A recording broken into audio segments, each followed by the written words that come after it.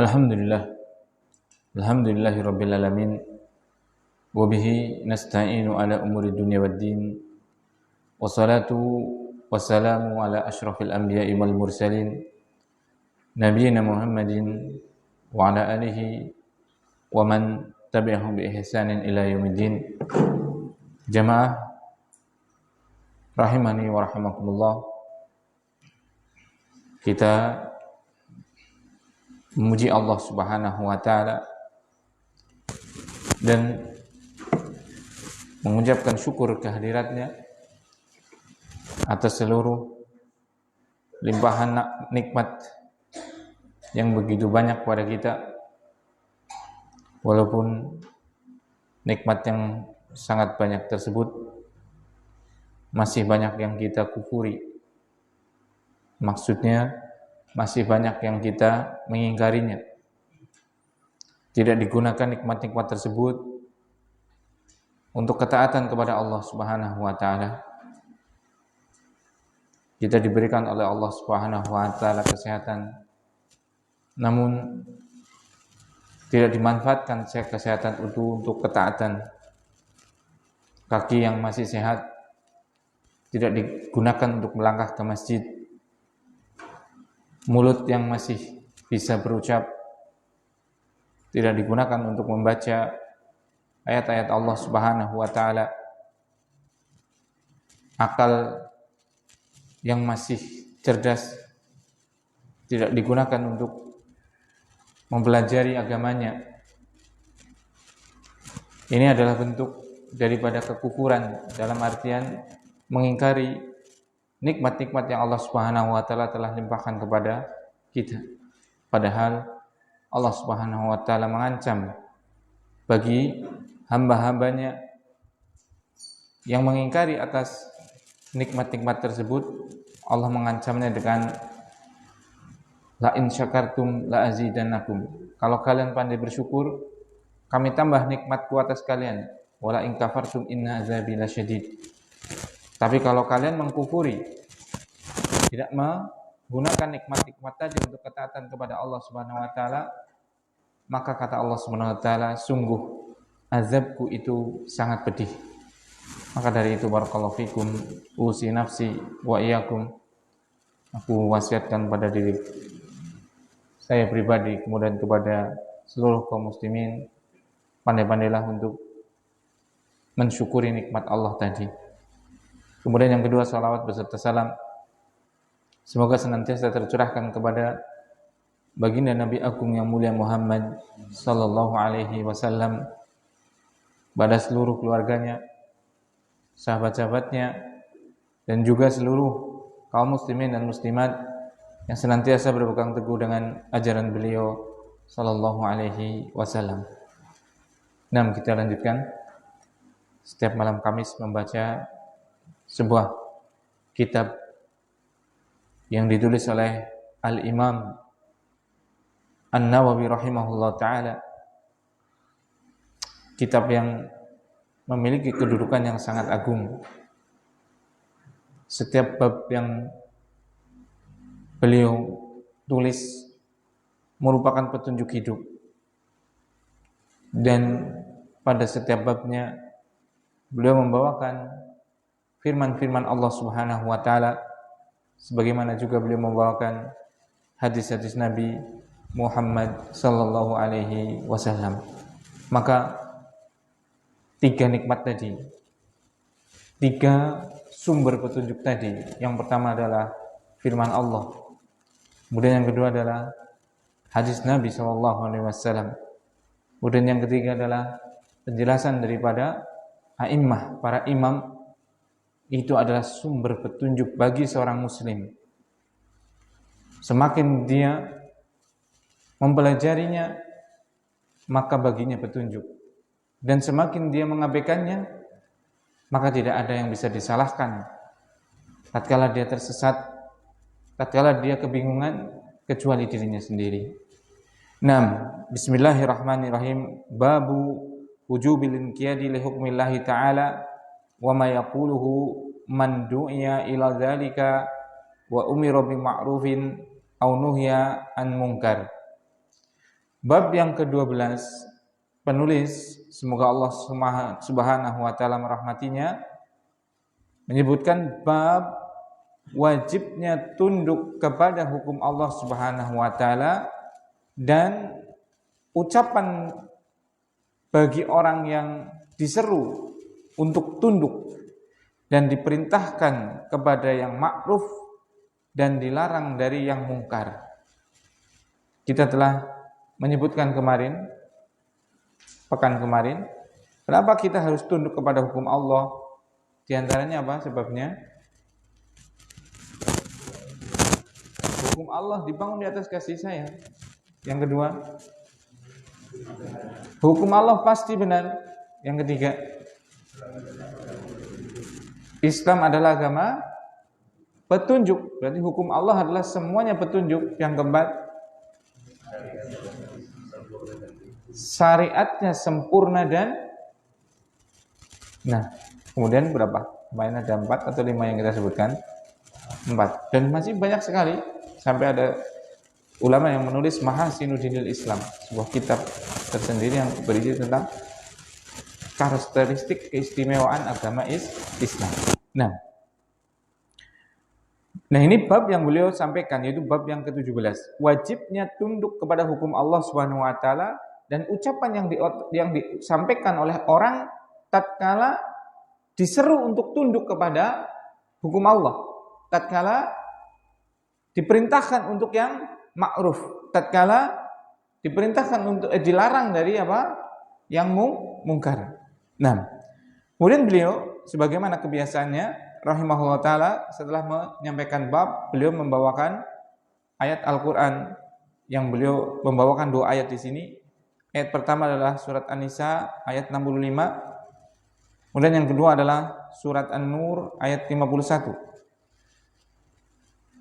Qala Allah Ta'ala, Allah Subhanahu wa taala berfirman, A'udzu billahi minasyaitonir rajim. Fala wa rabbika la yu'minuna hatta yuhaqqimuka fima syajara bainahum. Tsumma la yajidu fi anfusihim harajan mimma qadaita wa yusallimu taslima. Sekali-kali tidak, demi Tuhanmu, mereka tidaklah beriman sampai mereka menjadikan engkau hakim pada setiap perkara yang mereka berselisih. Kemudian mereka tidak mendapatkan dalam diri mereka rasa berat terhadap keputusan yang telah engkau putuskan dan mereka betul-betul menerimanya. Surat An-Nisa ayat 65. Kemudian Allah juga berfirman, Innama kana qaulal mu'minina. Sesungguhnya ucapan seorang yang beriman, sesungguhnya ucapan orang-orang yang beriman, idza du'u ila Allah, kalau mereka diseru untuk mentaati Allah wa rasulihi, dan diseru untuk mentaati Rasulnya, liyahkuma bainahum, agar dia Rasulullah SAW menjadi hakim, memutuskan perkara di antara mereka, an yaqulu sami'na wa ata'na.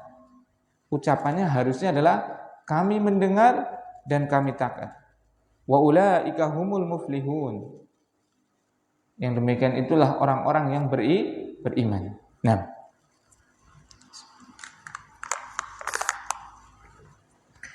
Ayat yang pertama, Allah SWT bersumpah dengan dirinya sendiri. Fala wa rabbika. Wa di situ adalah wawu qasam, wawu yang berfungsi untuk sumpah. Demi Tuhan. Dan ini perlu dikoreksi ya.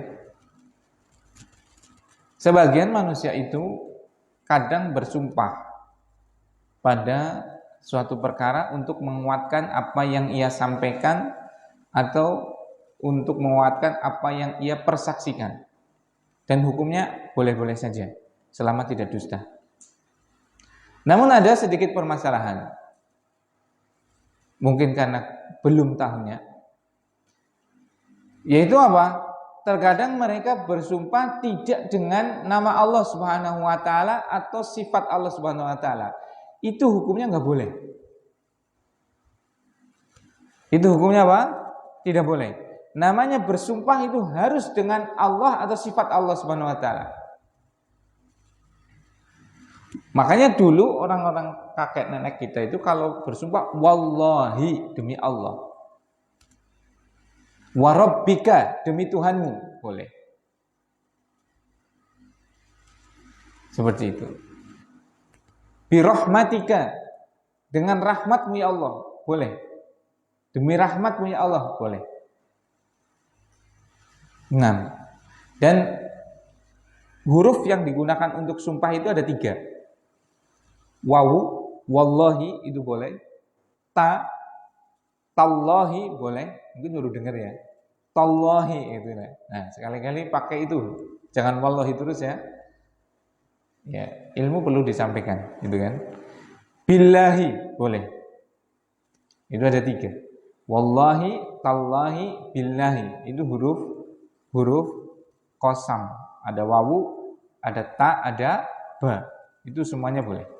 Itu dalam pelajaran wa hurufil qasami dalam matan al-jurmiyah, al-wawu wal ba'u wat ta'u, wawu ba dan ta. Nah, seperti itu. Kemudian Rasulullah sallallahu alaihi wasallam mengatakan apa? Man aqsama wa fi riwayatin halafa bi ghairillahi faqad asyraka. Siapa saja yang bersumpah dengan selain nama Allah Subhanahu wa taala, maka dia telah melakukan kesyirikan, tapi syirik kecil maksudnya. Syirik kecil itu tidak mengeluarkan dari Islam, berdosa dia. Dosa besar. Walaupun syirik kecil seperti riya, pengen dilihat dalam beramal, itu kan syirik kecil, enggak mengeluarkan dari Islam, tapi itu membatalkan apa? Amalan. Amalannya enggak sah, enggak bernilai pahala. Bahkan itu termasuk dosa yang paling besar. Maka ini dihindari ya. Kan kalau apalagi orang kalau lagi jatuh cinta itu. Demi cintaku padamu. Astagfirullahaladzim. Teruskan Mas Ular. Kelalen. Iya kan? Seperti itu. Itu syirik, enggak boleh seperti itu. Bahkan bersumpah dengan Rasulullah enggak boleh. Karena Rasulullah itu makhluk. Karena Rasulullah itu aja makhluk. Kadang orang saking pengen meyakinkannya, wallahi wa rasulihi. Nah, seperti itu. Demi Allah, demi Rasulullah, enggak boleh.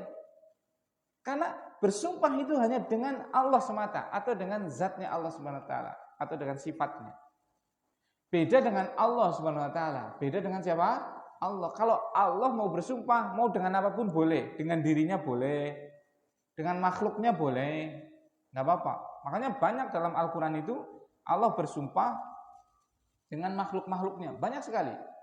Wadduha, demi waktu duha. Berarti Allah bersumpah dengan waktu duha. Waktu itu kan makhluk, ya tidak? Wal asr, demi masa, bersumpah dengan masa. Wal laili, demi malam. Wan nahari, demi siang. Wasyamsi, demi matahari, wal qamari, demi rembulan. Banyak. Allah Subhanahu wa taala apa? Bersumpah dengan nama-nama makhluknya. Dan itu enggak apa-apa, karena Allah bebas. Tapi kalau makhluk mau bersumpah tidak boleh kecuali harus dengan nama apa? Allah Subhanahu wa taala. Ya, itu perlu dikoreksi ya. Demi cinta kita, nah, demi cinta kita harus kita pertahankan ini rumah tangga. Dosa itu nggak boleh. Ya demi Allah seperti itu. Nah, apa maning disit ganu ya? Nek sumpah apa? Demi langit dan bumi. Nggak boleh itu. Dosa besar itu. Tidak boleh. Nah, ini perlu dikoreksi ya. Diajarkan pada anak-anak kita. Bukan kita melarang sumpahnya. Jadi kalau bersumpah hendaknya dengan nama atau sifat Allah Subhanahu wa taala. Fala wa rabbika. Allah bersumpah di sini. Yang isinya adalah apa? La yu'minuna, itu. Mereka tidak beriman. Pertama, ini Allah yang berfirman. Mungkinkah dusta? Tidak mungkin. Kedua, Allah SWT sampai bersumpah. Berarti perkaranya sangat penting. Dan ketiga, perkataannya betul-betul sangat membahayakan dan sangat penting. La yu'minuna, mereka tidak beriman. Siapa atau keadaan apa yang menyebabkan mereka tidak beriman? Hatta yuhaqqimuka fima syajara bainahum, sampai mereka menjadikan engkau wahai Muhammad SAW hakim. Hakim itu pemutus perkara pada setiap perkara yang mereka berselisih. Jadi kalau ada manusia tidak menjadikan Rasulullah SAW sebagai hakim. Sebagai hakim itu apa? Memutuskan hukum. Ya tidak. Kalau yang buat hukum Allah. Tapi yang memutuskan adalah Rasulullah SAW. Tidak beriman. Kalau apa? Tidak menjadikan apa? Rasulullah SAW sebagai apa? Pemutus perkara.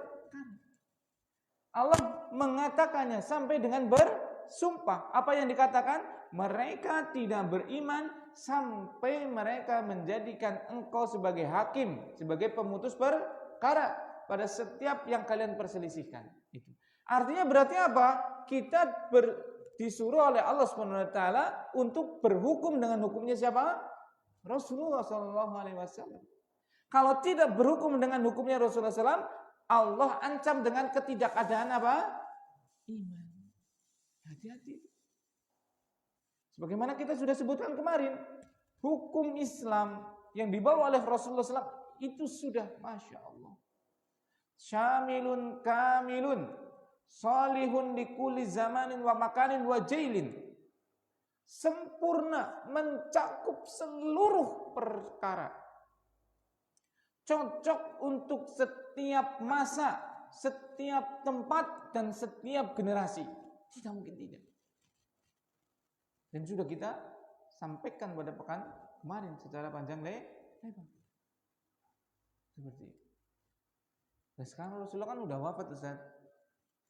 Beliau sudah meninggalkan 2 pusaka. Yaitu apa? Taraktukum amroini. Kata Rasulullah SAW, aku tinggalkan untuk kalian 2 perkara. Lan tadillu ma tamassaktum bihima. Kalian tidak akan pernah tersesat. Tidak akan pernah tersesat. Selalu dalam petunjuk. Masya Allah. Selama kalian berpegang teguh dengan keduanya. Kitaballahi wa sunnati. Al-Quran, kitabullah. Dan sunnahku, hadis-hadis Nabi SAW. Itu. Jadikan sumber hukum kita adalah apa?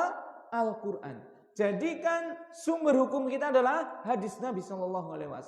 Maka tidak akan pernah ada satupun yang terdolimi dari makhluk ini. Mau yang muslim, mau yang kafir, mau hewan, mau tumbuhan, mau alam raya itu, tatkala syariat Islam ditegakkan, itu akan menjadikan rahmatan lil alamin. Makanya saya sering sampaikan, tunjukkan satu saja dari syariat Islam yang membahayakan bagi alam semesta, jangan bagi orang kafir.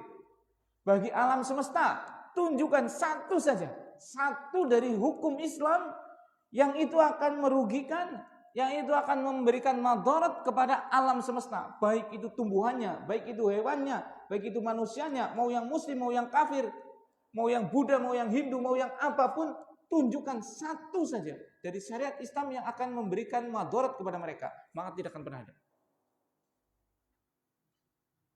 Justru kebalikannya. Tatkala Islam itu ditegakkan, syariatnya dijadikan sebagai landasan hukum, terjadilah rahmat pada alam semesta. Kalau saya terangkan terlalu panjang. Ya, Islam itu adalah aturan hidup secara sempurna. Makanya saya tantang bagi siapapun yang tidak suka dengan syariat Islam, membenci syariat, tunjukkan pada saya satu saja maka akan saya jelaskan, pasti akan saya jelaskan. Dan pasti dia akan menerima, baik secara akal, baik secara syariat, baik secara norma apapun. Karena sudah kita sampaikan kemarin, syariat Islam itu datang dari sisi Allah yang dibangun, diutus dengan kasih sayangnya. Syariat Islam itu diturunkan dengan keadilan. Syariat Islam itu pasti benar, tidak ada sedikit pun yang salah. Syariat Islam itu turun dari Maha Alim, Maha yang tahu seluruh alam semesta. Syariat yang diturunkan dari Maha Hakim yang bijaksana, tidak mungkin ada kedzaliman. Syariat yang diturunkan oleh Zat yang namanya Ar-Rahman Ar-Rahim, yang pengasih lagi penyayang, tidak mungkin mendolimi hambanya. Itu. Yang menjadi permasalahan adalah sekarang, jangankan orang kafir, kaum muslimin saja jauh dari syariatnya itu yang sangat disayangkan. Kita tidak tahu bagaimana hukum-hukum syariat yang ada dalam Al-Quran.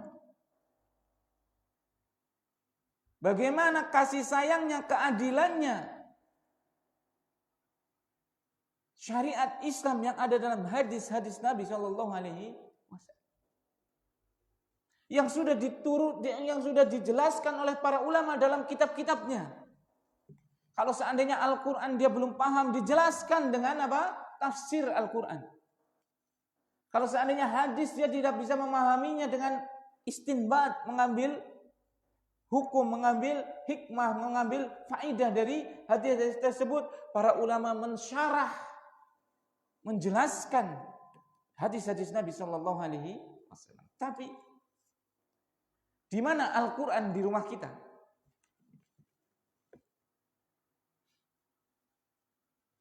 Di mana tafsir Ibnu Katsir di rumah kita? Di mana Sahih Bukhari di rumah kita? Di mana Fathul Bari, syarah Sahih Bukhari di rumah kita? Tidak ada. Tidak dipelajari. Sehingga kita sendiri yang rugi. Kita sendiri yang tidak mendapatkan petunjuk. Kita sendiri yang hidupnya pusing. Karena apa? Seperti perahu di tengah lautan. Yang luasnya begitu luas, ombaknya begitu ganas, tapi dia tidak memiliki apa? Arah tujuan yang jelas, terombang-ambing ke sana kemari. Itulah gambaran manusia kebanyakannya sekarang. Dia tidak mengenal siapa Tuhannya. Dia tidak tahu apa maksud keberadaan dia sekarang berada. Dia tidak punya suri toladan, panutan, gak kenal dengan Rasulullah Sallallahu Alaihi Wasallam. Dia tidak tahu dengan sumber hukumnya Al-Quran. Maka itulah yang terjadi sekarang. Kaum muslimin terombang-ambing dalam kehidupan. Dia mencari sesuatu yang tidak pernah akan dia bawa. Dengan mencari dengan luar biasa. Tenaga dikerahkan, pikiran dikerahkan, waktu dicurahkan.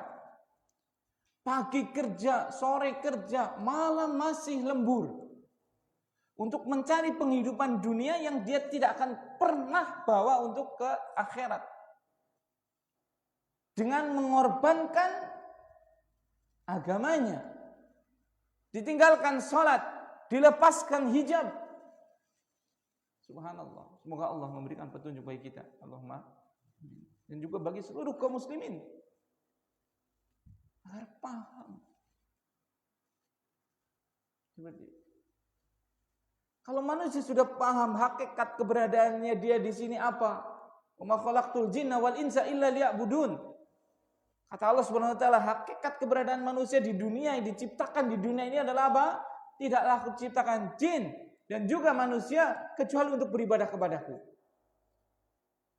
Maka tujuan dia adalah beribadah. Hidupnya adalah dari waktu sholat ke waktu sholat ke waktu sholat. Dia bangun dari subuh, dia bangun dari tidur untuk mengerjakan subuh. Dia bekerja dari subuh sampai duhur untuk duhur. Dia istirahat dari duhur sampai asar untuk asar. Begitu seterusnya. Hidup dia hanya menunggu dari satu waktu sholat ke waktu sholat yang lain. Sekarang kaum muslimin keadaannya seperti itu keadaannya. Bekerja pagi, siang, sore, malam sampai melupakan sholatnya. Gak tahu berarti itu. Kenapa gak tahu? Karena gak mempelajari petunjuk. Padahal yang kita usahakan tadi sampai mengorbankan sholat 5 waktunya, pertanyaan, apakah dibawa sampai ke akhirat? Tidak. Kalau tidak di atas keimanan, kalau tidak di atas ketakwaan. Orang meninggal tapi dia menjaga sholat, tapi dia di atas keislaman, masuk surga. Orang kaya raya tapi dia kafir, neraka sudah jelas. Sebagaimana saya bacakan tadi dalam surat Maghrib tadi, saya baca surat Al-Bayyinah. Innal ladzina kafaru min ahlil kitabi wal musyrikina fi nari jahannam khalidina fiha. Sungguhnya orang-orang musyrik, orang-orang kafir, baik dari musyrik ataupun ahli kitab, itu fi nari jahannam, itu di neraka jahannam. Semulia apapun kedudukan dia di dunia, tatkala tidak ada keimanan, tatkala dia memeluk selain agama Islam, maka setelah kematiannya adalah apa? Finnari jahannam khalidina fiha. Di neraka jahannam. Sesengsara apapun kita di dunia, semiskin apapun, sesakit apapun, tapi di hati kita ada iman, maka masuk dalam firman Allah Subhanahu wa taala, innal ladzina amanu. Sungguh orang-orang yang beriman. Wa amilus salihat. Kemudian beramal saleh. Ulaika hum khairul bariyah. Mereka adalah sebaik-baik makhluk. Jazaohum inda rabbihim jannatu adnin tajri min tahtihal anharu khalidina fiha abada. Maka balasan mereka kelak di sisi Allah Subhanahu wa taala apa? Jannat adn. Surga adn. Tajri min tahtihal anhar, mengalir di bawahnya sungai-sungai. Khalidina fiha. Mereka kekal di dalamnya abada, selama-lamanya. Subhanallah. Allahumma ja'alna minhum. Semoga Allah menjadikan kita semua dari ahli surga. Allahumma amin. Apalagi kalau kita hidup di dunia, Allah cukupkan rezeki kita, Allah berikan kita kesehatan, Allah berikan kepada kita kedudukan sosial dan yang lainnya. Kemudian Allah tanamkan di dada kita keimanan.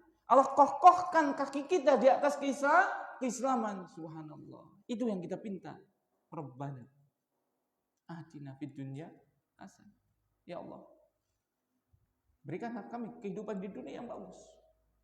Wa fil akhirati hasanah. Dan di akhirat juga kehidupan yang bagus. Wa qina adzabannar. Dan lindungilah kami dari api neraka. Rugi, ikhwan. Orang-orang yang mencari dunia sampai mengorbankan akhiratnya, wallahi rugi di atas rugi.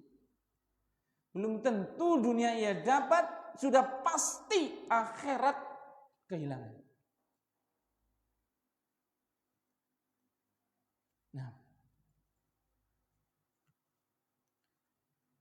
Nah, salah satu tanda daripada keimanan yang disebutkan dalam surat An-Nisa ini, dan salah satu tanda daripada hilangnya keimanan adalah apa? Menjadikan Rasulullah SAW sebagai hakim dalam urusan kita. Beliau sudah wafat tadi, kembali kepada Al-Quran, kembali kepada hadis. Tsumma la yajidu fi anfusihim harajan mimma qadaita wa yusallimu taslima. Kemudian mereka tidak mendapatkan rasa berat terhadap apa yang ditetapkan oleh engkau Rasulullah sallallahu alaihi wasallam, wa yusallimu taslima, dan betul-betul berserah diri. Ini kita berhukum kita mempelajari Al-Quran, mempelajari hadis Nabi SAW, kemudian kita tidak merasa berat dengan ketetapan yang ada dalam Al-Quran, ketetapan yang ada dalam hadis Nabi SAW, dan menerima dengan sepenuh hati. Itu adalah orang yang beriman. Dan yang tidak seperti ini disifati Allah adalah apa? Fala warabbika la yu'minun. Maka sekali-kali tidak demi Tuhanmu mereka tidaklah beriman. Na'udzubillah. Nah gitu.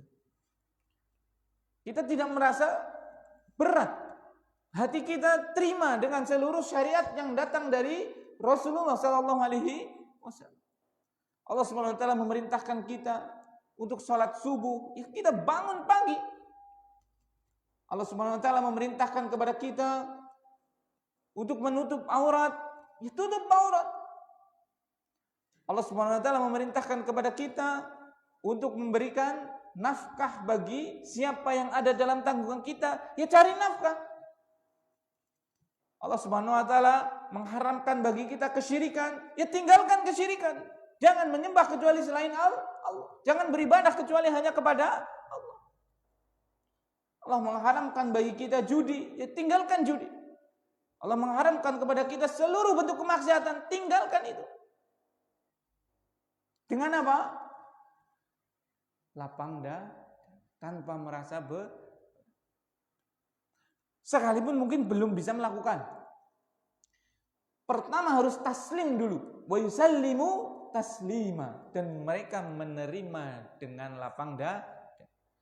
Ya, namanya iman kan ya enggak langsung tiba-tiba iman kita sama dengan imannya Abu Bakar radhiyallahu taala anhu, sama dengan imannya Sayyidina Umar, Sayyidina Utsman, Sayyidina Ali dan yang lainnya, ya kan? Tapi minimalnya tatkala kita mendengar itu adalah syariat dari Allah Subhanahu wa taala, sami'na wa ta'na. Ya Allah, saya dengar, saya mau mentaati, saya terima, saya enggak keberatan walaupun belum bisa untuk merealisasikan. Jangan menolak, naudzubillah. Wah, enggak cocok syariat sekarang. Ini haram, itu haram, ini enggak boleh, ini enggak boleh. Enggak ada yang dilarang kecuali itu memberikan dampak negatif bagi kita. Sebagaimana tidak ada yang diperintahkan oleh syariat kecuali itu pasti memberikan dampak positif pada kita. Pasti sudah. Tidak mungkin tidak. Tidak mungkin tidak. Tidak sedikit pun keraguan. Pasti itu. Masalahnya kita yakin atau tidak. Sebutkan satu syariat yang berupa perintah. Kalau di situ tidak ada manfaatnya, tidak akan pernah ada. Pasti di situ adalah manfaat. Dan sebutkan satu syariat yang berupa larangan, pasti di situ ada madorotnya, atau seandainya ada manfaat, pasti madorotnya jauh lebih besar daripada manfaatnya. Itu pasti sudah. Tidak mungkin tidak. Bukan untuk akhirat kita saja, tapi juga untuk kehidupan dunia kita. Coba sebutkan asal ngomong cemplong bae syariat apa wis. Kalau itu perintah, pasti itu akan memberikan manfaat. Kalau itu madorot, pasti. Kalau itu yang haram dilarang, pasti itu ada madorot. Atau seandainya ada manfaat, madorotnya pasti jauh lebih besar. Mau apapun itu. Karena ini yang bikin tadi kita ulangi. Yang bikin peraturan ini Allah. Yang maha pengasih, yang maha penyayang, yang maha bijaksana, yang maha adil, yang maha benar, yang maha berilmu, yang tidak mungkin zalim. Berbeda dengan hukum buatan manusia, banyak kepentingan kalau manusia itu bikin hukum. Ya tidak? Minimal ya awake dewek kepenak. Wis kepenak, engko minimal keluargane dewek kepenak. Wis kepenak, minimal keturunannya dewek kepenak. Wis kepenak, 7 turunan kudu kepenak. Subhanallah. Itu berbeda dengan syariat Allah. Kita dilarang minum khamr, ya Sepakat para dokter itu merusak kesehatan. Walaupun ada sisi positifnya, misalnya apa? Ekonomi, menciptakan lapangan kerja, menciptakan ini dan itu, ya ada memang, tapi kerusakannya lebih besar. Di dunia itu nggak ada ya, one more kalau fikum. Di dunia itu nggak ada keburukan yang murni buruk, itu nggak ada. Sebagaimana nggak ada kebaikan yang murni baik, itu nggak ada. Ya ada kebaikan, baiknya banyak, mungkin ada sisi buruknya dikit. Sebagaimana ada keburukan, ya buruknya banyak, walaupun ada kebaikannya sedikit. Ada Ustaz, apa? Tembelek lancung Ustaz. Nggak ada kebaikannya. Kata siapa? Kumpul lah, campur karo sekam, kena gue rebutan ngeneng si rampok, pratin, rebutan. Nun sewu nih Ustaz, kotoran manusia sedot sih pada kayak mau nyiram kobis, lain kobisnya legi-legi kan, gurih-gurih ya, kemudian kriuk-kriuk, ini mencurigakan kayak, kobisnya madan cilik, alum, uleran, ya, malah dan gue sing madan sehat dan, angger sing krenyes kayak kriuk-kriuk kayak ya. Kakek letong wong nih. Dean. Seperti itu. Jauh dibuangin nih aja. Nyedot masih setengki rong tengki, dibuang kali dan domingo bang ya. Iya kan? Coba antum lihat dibuang kemana coba. Kayaknya dibuang ning Praptin ya ta. Nah kalau ning Praptin yang si rampok gitu kan, kali gua. Yang temblek ayam dibuangnya di mana? Ini temblek menung saya pada baik ya dalam pidato. Nah, kemudian firman-Nya, "Inna makana qaulal mu'minina", sesungguhnya ucapan orang-orang beriman kalau dia dipanggil kepada Allah, kalau dia dipanggil kepada Rasulullah sallallahu alaihi wasallam agar dia Rasulullah sallallahu alaihi wasallam memberikan hukum di antara mereka, ucapannya adalah apa? An yaqulu sami'na wa ata'na. Harusnya dia ngucapin apa? Kami dengar, kami taat. Ini yang harusnya diucapkan ini. Bukan seperti ucapannya Bani Israel. Apa Bani Israel tatkala diperintahkan untuk seperti ini? Sami'na, kami dengar, iya.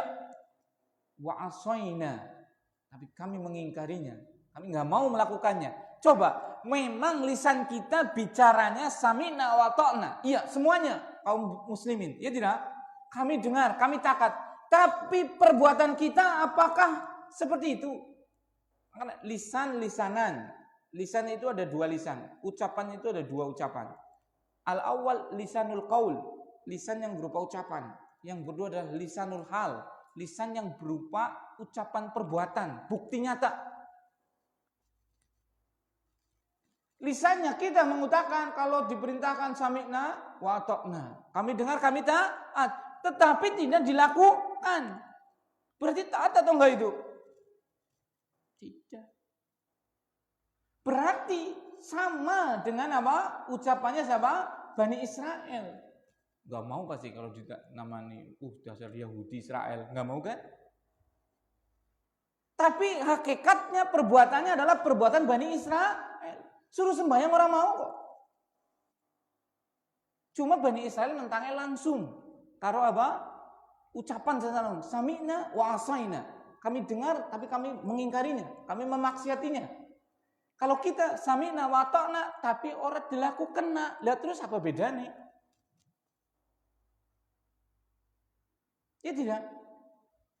Berarti ucapan seorang yang beriman. Kalau dia dipanggil oleh Allah. Dia dipanggil oleh Rasulullah agar Rasulullah SAW memberikan hukum kepada mereka, harusnya apa? Mengucapkan sami'na wa ata'na. Nggih. Kula mireng, kula nglampahi.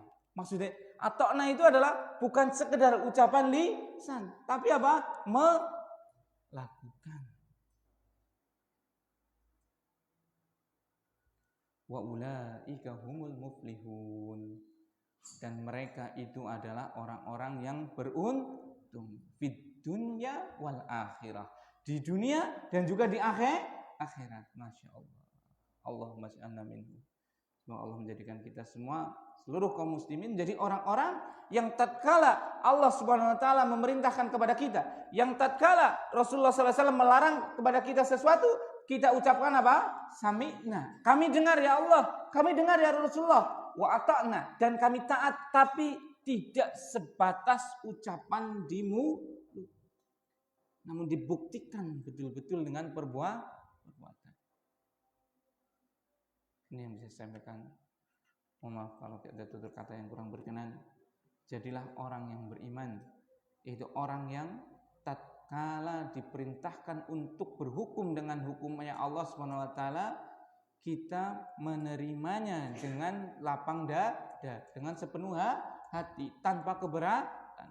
Kita mengucapkan kami dengar dan kami mentaati, dalam artian melaksanakan.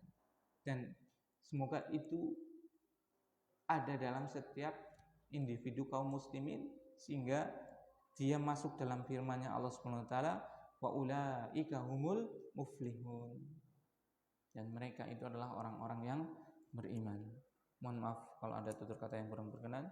Aqulu qouli hadza subhanakallahumma wa bihamdika asyhadu an la ilaha illa anta astaghfiruka wa atubu ilaik. Assalamualaikum warahmatullahi wabarakatuh.